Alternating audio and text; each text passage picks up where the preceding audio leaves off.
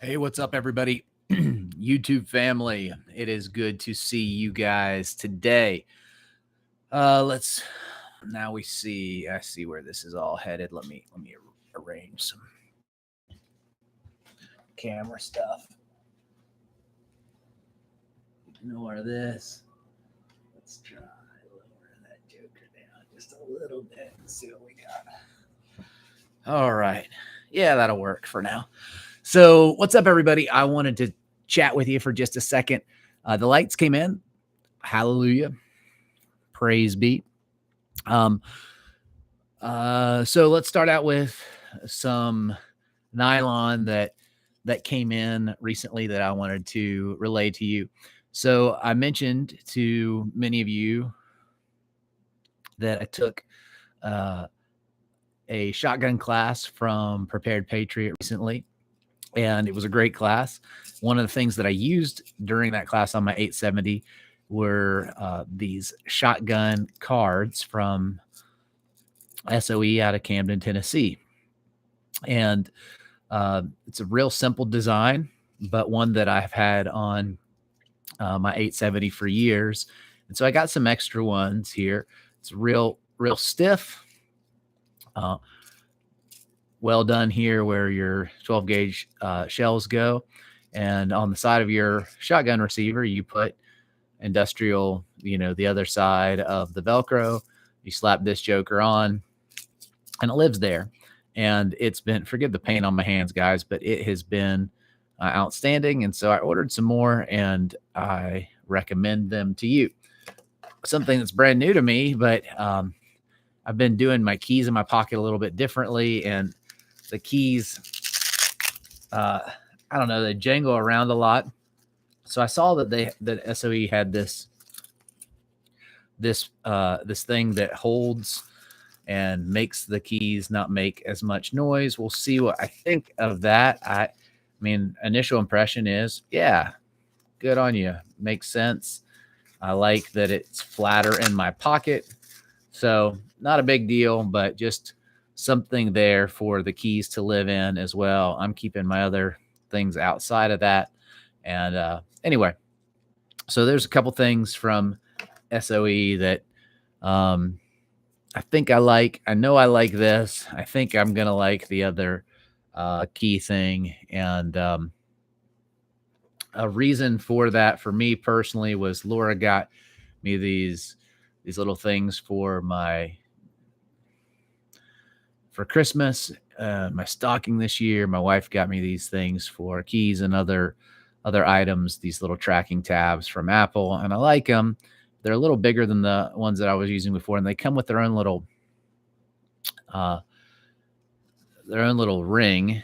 And the ring is cool, but it collapses pretty easily, and we'll let a key off of there. And so I liked this idea of keeping them together. I didn't really want another ring included in that whole thing, but the fact that you can open it up pretty easily and get a key off of it was concerning me that one was going to pop off and I was going to lose the key. So anyway, so I wanted to talk to you this evening, if you would like to listen, about motorcycles, meditation, and I wanted to tell a little bit of a story. So years ago in East Tennessee, not the beginning of my ministry, but towards the beginning, Laura and I moved from, after I was done with some schooling early in our marriage, and I had been ordained, we moved to an area of East Tennessee where we lived for 8 years. And towards the beginning of that work, it was a revitalization church work that I was a part of. A lot of my responsibilities early on had to do with the student ministry and building a student ministry for the church. Later on, it was kind of family life ministries, all the stuff from nursery through young couples getting married, all that kind of stuff. Anyway, enjoyed my time in East Tennessee. It's a beautiful area of the country. We really loved it there. But in the first 2 years in particular, in this little town for a number of reasons. One was a radio call-in station, a late night radio thing that was a Christian program called Dawson McAllister Live. They would get teenagers that would call in having all kinds of, he was an old counselor, and so people that were having issues would call in, and they would look for somebody to refer them to if it was not something that could be handled over the phone. If this person needed in-person contact, like for example, if somebody was talking about taking their own life, or if somebody was being abused, or if somebody was, of course, they would contact authorities and all that, but they would also try to connect with a counselor or local pastor or somebody that could be an in-person contact with them. I was doing a lot of that at the time. I was doing a fair amount of death notifications with the uh, state troopers and law enforcement and folks in the area. Not as much of the latter, but a lot of the former, where through that radio show, and then through in small towns, it's an interesting thing where if you help somebody, or if you're connected to somebody, there's a word goes around really quickly. Everybody knows everybody, and we were working with a lot of students in the public school system there, and it doesn't take long between Laura teaching in the schools and me serving in one of the growing churches in the area, and other outside kind of activities that we were doing, where if you went anywhere in town, somebody, and most of the people you ran into, knew you. And that didn't take a long time.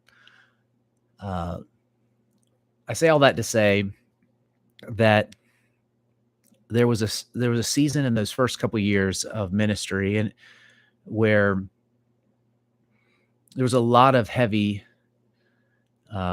in my ministry, a lot of heavy stuff, and I don't regret it. I don't dismiss it. It's something that is normal now and something that I'm more used to. But early on, it was just not worst case scenarios, but and I don't mean to diminish anybody, but imagine things that you might see on Jerry Springer in a entertainment oriented way, like so and so sleeping with so and so, and the fallout for their kids, and all this kind of drama, that kind of stuff that you think, this is just staged. It's not real.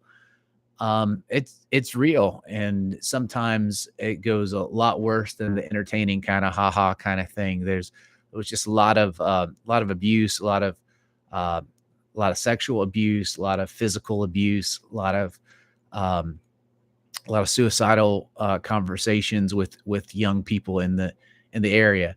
And for a while, it felt like every time I was going to pick up my phone, um,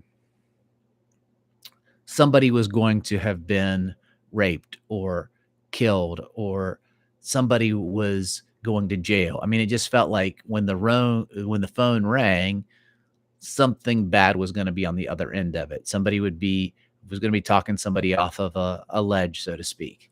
I don't mean to be hyperbolic, but there were a lot of good things happening, but with a unusual frequency, there were negative things happening, and not my life, but in the lives of those that I was ministering to, especially kids and teenagers. And I don't know about you, but it's hardest for me to see kids and teenagers have these hard things visited upon them, when it really, they didn't ask to be born into this. They didn't ask to uh, enter these situations. They just found themselves in it.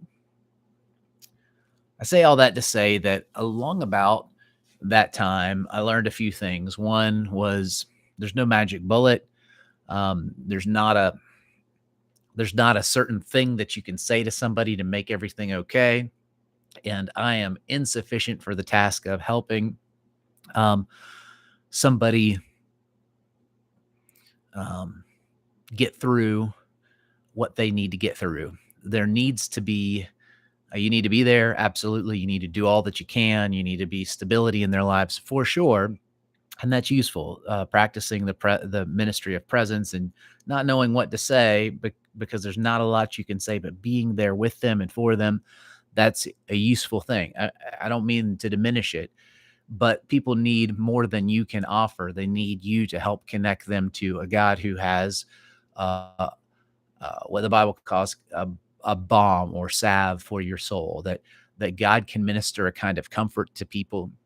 That God can that can understand uh, people at a deep level and minister to their deep needs when you can't.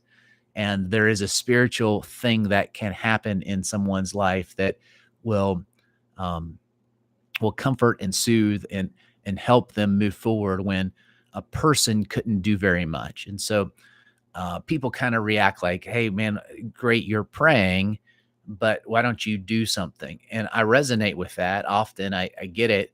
I think a lot of modern Christians use prayer to as a cop out to kind of dismiss themselves from responsibility of doing something. And you often hear me talking about putting feet to your prayers and being active. And I don't mean to get out of something, but I mean that there are times when you'll realize that there's not another something that you can do, that you can be there, but in the quietness of your own headspace, you can pray for somebody, and you can even out loud pray for them, and you can see God do things for them that you couldn't do for them. I don't know exactly how to explain that other than to see you have to be in those moments when somebody is in unbearable grief. They've just seen their loved one die, and you see them move from just broken anguish to a calm stillness that allows them to not actually break, to move back from the brink of breaking and to find a way forward. And I believe that's God giving them a peace that passes all understanding, a stabilizing presence that only He can provide. Um, all that to say, I was in a spot where I realized that I was not needing to pull back from all this ministry. It was good. It was something I was getting a lot of value out of. I felt like I was actually contributing, and I felt like I was where God wanted me to be, but I couldn't take it all home with me. I needed a way to not disconnect in the moment, but to not walk in the door and every time in my young married life, every time I walked in to just be like heavy and laden down with the burdens of other people and to be talking about all this, junk. I needed to come home and, you know, tra- change gears. I think a lot of you guys that have been in law enforcement, you'll understand this. You go through your stuff, and in some way, when you're taking off that uniform and you're walking in, you need to leave some of that behind, or you're going to mess up your home life. I don't mean that you're not open with your spouse. I just mean, they don't need to carry everything that you're carrying. And so, one of the things that I found really useful in that time was motorcycle riding. I know that might seem silly, but you connect it to whatever you want to. Shooting will do the same thing. Front sight focus will do this. But for me, in some twisty little roads between the church office that I was serving in and my home that I was living in the mountains of East Tennessee, forced me to focus on just the road, and riding a motorcycle from one place to my home place allowed me to force focus off of what my mind might have been thinking about onto the road and decompress in a short amount of time and be what I needed to be when I walked through the doors at home. Now, a motorcycle was not the only way that you could do that. There's lots of ways to do that. Prayer is a way to do that. But this is intentionally a way that I want to illustrate to you what meditation actually is. Um, that focus on the road, that focus on that is meditation. Some of you guys that are shooters and you're thinking about front sight focus, like I just mentioned, that's meditation. Um, Having a kind of thing that you're moving your intention and your focus onto is uh, a spiritual practice that Jesus taught and that others have mentioned. And there's lots of different interpretations of meditation. But I think in the Christian community, we often forget that Jesus was in an Eastern setting, and he was teaching through parables and teaching in Hebrew, uh, from a Hebrew mindset, an Eastern mindset and culture. And this kind of meditation is incredibly useful. Riding a motorcycle and focusing on the road, not going to sleep and getting in some kind of a trance, but focusing on something with a singular kind of mindset that allows for other things to kind of come into your mind, but they're dismissed. They kind of pass through, they move through that space, and you're focused on it again. You can focus on a truth, like a Bible verse. Um, in fact, the Bible talks about dwelling on truth, dwelling on things that you know to be true. There's a lot more to this conversation, but I just thought that I might mention to you the value of this kind of Christian meditation, this kind of idea where you find something that allows you to break focus on something that might uh, monopolize your thoughts and force focus onto something that is good for your thoughts and allows you to transition um, into the next task at hand, into the mission that you're to be focused on. Um, and that really is dwelling in truth. We can talk more about it. If you got questions, I encourage you to ask them in the comments. I'm not trying to go into great detail. In fact, I'm trying to keep this super, super, super, super simple. But all of us will find benefit in this kind of practice: gardening, riding a motorcycle, shooting, any kind of an action that, or focal point, I should say, not just an action, but any kind of a focal point that allows you to break from one thought process and focus in on a thought process that is positive for you and allows you to move in the direction of your mission. This is a really, really, really healthy practice, and it's also a very Christian and spiritual practice. I'd love to have that conversation with you. So, again, nylon stuff. Motorcycles are riding motorcycles are it's not for everybody, but I just got back from a ride and it was reminding me the kids wanted some supper and they did a lot of work, so I wanted them to get the treat kind of meal that they wanted to, and so the closest place was in a little town down the road. And so I thought, you know what, it's a little bit cold, but nobody's riding with me, so I'm going to take the bike. And it was great. And I was reminded of some of those times years ago in East Tennessee. And I wonder what it is for you. What helps you move from one headspace into a positive headspace that allows you to focus in and move forward on the mission, the task at hand, in a more beneficial way? Helps you clear your head and not get kind of in a rut and keep moving forward. What is that useful practice for you? You guys have a good evening. I hope that you, I don't know. I'm sure that you will. Talk to you soon.